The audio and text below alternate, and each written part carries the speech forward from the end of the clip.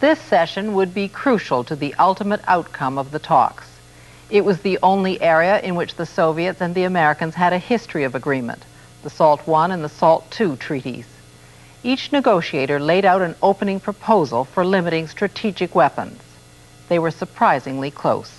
Ambassador Taylor, the Soviet government favors deep cuts in numbers of strategic offensive weapons. The Soviet proposal is to establish a limit of 1,800 launchers for the United States and for the Soviet Union. Ambassador Symes, strategic nuclear arms pose the greatest challenge to stability. The accumulation of large numbers of highly accurate strategic weapons has created unacceptable vulnerabilities in U.S. systems.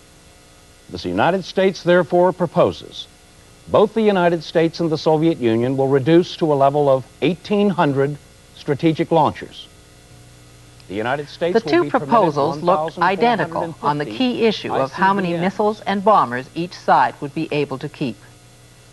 And on another key issue, the allowable number of warheads on each side, there was also cause for optimism based on the opening proposals.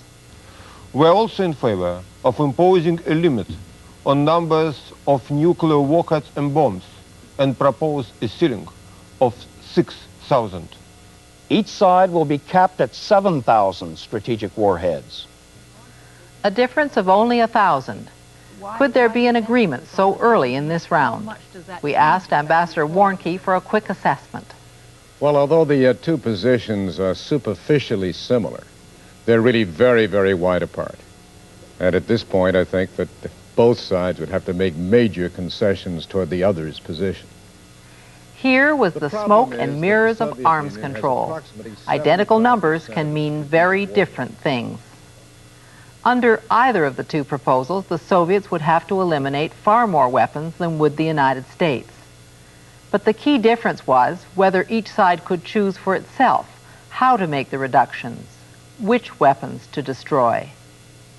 The Soviets proposed that each side have complete freedom to choose. With that freedom, the Soviets could easily come down to the 1,800 limit by dismantling only their oldest, most obsolete systems, the single warhead missiles, the aging bombers. But the Americans insisted on dictating how the cuts could be achieved. The idea was to force the Soviets to eliminate at least some of their biggest, most dangerous weapons. The 10-warhead SS